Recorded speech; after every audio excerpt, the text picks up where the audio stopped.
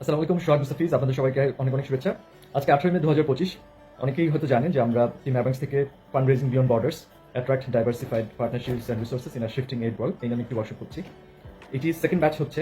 প্রশ্ন করতে পারেন যে এটা আমরা আসলে কেন করছি, কিংবা আমাদের সেই এরিয়া অফ এক্সপার্টিস আছে কিনা। ওয়েল, প্রশ্নের অ্যান্সার হচ্ছে আমরা এটা করছি কারণ আমরা কালেক্টিভলি রিফ্লেক্ট করতে চাই ইন্টারন্যাশনাল ডেভেলপমেন্ট সেক্টরে যে এই যে একটা ফান্ডিং ক্রাইসিস, ফান্ডিং যে কাট হয়েছে এবং অনেক অনেক নতুন অপরচুনিটিগুলো মনে হচ্ছে স্কুজ হয়ে গেছে। তো আমরা এই চেঞ্জ একটা কনটেক্সটের আদলেই একসাথে হতে চাচ্ছি বিভিন্ন ন্যাশনাল ইন্টারন্যাশনাল অর্গানাইজেশন, এবং আমরা অ্যাজ এ টিম আমরা অ্যাকনোলেজ করতে চাই যে ইটস আ চেঞ্জ কনটেক্সট। এটা ফান্ডিং একটা শ্রিঙ্কিং ল্যান্ডস্কেপ, কনভেনশনাল অপরচুনিটিগুলো স্কুইজ হয়ে গেছে, but there are also new opportunities যেগুলো হচ্ছে আসলে ইমার্জ করছে। এখন আসলে নতুন অপরচুনিটিগুলোকে ট্যাপ করার জন্য নিউ মাইন্ডসেট, স্কিল সেট দরকার, নিউ পাথওয়েজ দরকার। কারণ আমাদের ওল্ড পাথওয়েজ, ওল্ড মাইন্ডসেট কিংবা ওল্ড যে স্কিল সেট সেটা নিউ ডেস্টিনেশনে হয়তো নাও নিতে পারে।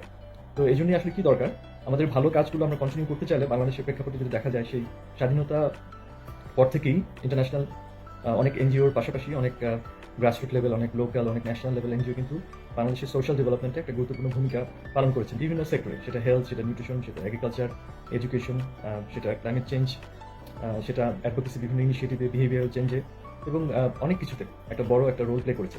কিন্তু মানে একটা আশ্চর্য হওয়ার বিষয় হচ্ছে যে বেশিরভাগ অর্গানাইজেশনগুলোই over the years donor driven ছিল।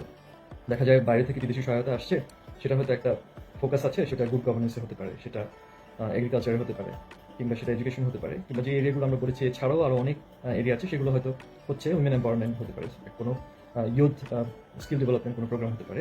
তো দেখা যায় যে যেই প্রজেক্ট পিরিয়ডটা শেষ হয়ে গেল, তখন মানে কমিউনিটির অনেকেই আসলে আমরা খোঁজ নিচ্ছি না যে কী হয়েছে, কিংবা সেটা একটা সাস্টেনেবল ওয়েতে গিয়েছে কিনা। তো দেখা যায় যে প্রজেক্টের যেই ডিউরেশন ছিল সেই অনুযায়ী হয়তো ফান্ডিংটা এসছে, আবার একটা নির্দিষ্ট সময় প্রজেক্টটা হয়তো শেষ হয়ে গেছে। অনেক প্রজেক্টেরই খুব চমৎকার ইম্প্যাক্ট ছিল কমিউনিটিতে, এবং সেটাকে হয়তো কন্টিনিউ করার সুযোগ যদি থাকতো তাহলে আরও ভালো হতো, তাহলে আরও বেশি ইম্প্যাক্ট হয়তো লক্ষ্য করা যেত। তো কিন্তু সব কিছুর মূলে আসলে কি দরকার, একটা হচ্ছে যে শুধুমাত্র গুড মটো, গুড উইল, কিংবা work plan, organization set up, সেটা যেমন ইম্পর্টেন্ট, সবচেয়ে বেশি ইম্পর্টেন্ট হচ্ছে রিসোর্সেস। আমাদের ভালো কাজগুলো কন্টিনিউ করার জন্য রিসোর্স দরকার। আবার অনেক প্রতিষ্ঠান আছে, সেটা ব্র্যাক, গ্রামীণ, তারপর প্রশিকা, আরও অনেক আমাদের বাংলাদেশি হোমগ্রোন কিছু চমৎকার প্রতিষ্ঠান আছে, তারা তাদের সাস্টেনেবল একটা বিজনেস মডেল কিন্তু অনেকেই কিন্তু করেছে অনেক আগেই, এবং সেইগুলো কিন্তু পৃথিবীর বিভিন্ন দেশে কিন্তু রেপ্লিকেটেড হচ্ছে, স্কেল হচ্ছে, অনেক অনেক ইনোভেটিভ আইডিয়া সেখান থেকে আসছে, অনেক ইন্টারভেনশন, খুব ক্রিয়েটিভ ইন্টারভেনশন যেগুলো কিনা আসলেই ইফেক্টিভ, ইম্প্যাক্টফুল, সেগুলো কিন্তু প্রমাণিত হচ্ছে।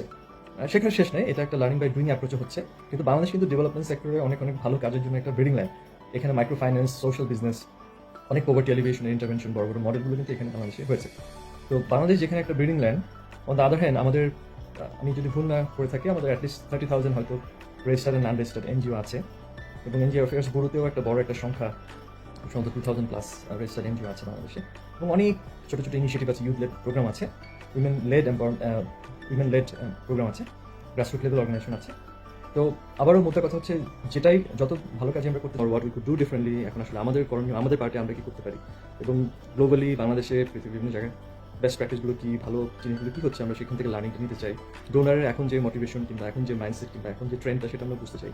সেটার উপর বেস করে আমরা স্ট্র্যাটেজাইজ করতে চাই যে আমাদের fund raising, business development, new business development স্ট্র্যাটেজিটা কী হবে, আমরা কোন কোন জায়গাগুলোতে আমাদের এন্টারপ্রেনারিয়াল স্পিরিটটাকে আনলিশ করবো, আমরা কি আমাদের এক্সিস্টিং প্রজেক্ট কিংবা নিউ প্রজেক্ট ডেভেলপ করবো কিনা, যেটা কিনা worth transforming into social enterprise, social business, কিংবা সেটা blended financing, impact investment, venture ক্যাপিটালিস্টদের সাথে আমরা অ্যাসোসিয়েশন যেতে পারি কিনা, প্রাইভেট ফর প্রফিট, নন প্রফিটের পার্টনারশিপ হতে পারে কিনা। কারণ অ্যাভান্স থেকে আমরা বিশ্বাস করি যে এই পৃথিবীতে আসলে কোনো রিসোর্সের অভাব নাই, মানে abundance, this world is full of abundant resources. আমরা অনেক সময় জানি না আসলে রিসোর্সটা কীভাবে ট্যাপ করতে হয়। তো হয়তো অ্যান্সারটা, সমাধানটা হয়তো আমাদের কাছে নাই, কিন্তু সামবডি এলসের কাছে আছে। তো এই জন্য বিউটিটা হচ্ছে আমরা যদি একসাথে কাজ করি, তাহলে কিন্তু আমরা প্রবলেমটাকে সলভ করতে পারি, কিংবা আমরা বিগ স্কেলের সলিউশন কিংবা ইন্টারভেনশন নিয়ে আসতে পারি। সেটা হতে পারে একটা সিম্পল একটা এক্সাম্পল আমরা যদি দেই, যে ফর প্রফিট সেক্টর অনেক সময় জানে যে কীভাবে রেভিনিউ জেনারেট করতে হয়, সেখানে হয়তো বা হিউম্যান সেন্ট্রিক লেন্সটা, এলিমেন্টটা হয়তো মিসিংও হয়তো থাকতে পারে, because at the end of the day is all about maximisation of profit. এবং নন প্রফিটে দেখা যায় হিউম্যান সেন্ট্রিক এলিমেন্ট হয়তো থাকে, প্রজেক্ট পিরিয়ডে হয়তো ভালো কাজ হচ্ছে, কিন্তু প্রজেক্ট পিরিয়ডটা ওভার হয়ে গেলে তখন কিন্তু আসলে মানে রিসোর্সের একটা ঘাটতি দেখা যায়, যেহেতু এটা ডিজাইনটাই ছিল একটু আনসাস্টেনেবল। তো কিন্তু হিউম্যান সেন্ট্রিক এলিমেন্ট লেন্সটা কিন্তু আছে। তো ফর প্রফিটের সাস্টেনেবিলিটি, কীভাবে বিজনেস ওয়েতে রান করা, আর নন প্রফিটের হিউম্যান সেন্ট্রিক যেই এলিমেন্টটা, যেই ইন্টারভেনশন কিংবা সেই ক্যাপাসিটি যদি নিয়ে আসা হয়, তাহলে কিন্তু বড় প্রবলেম কিন্তু সলভ করা যায়।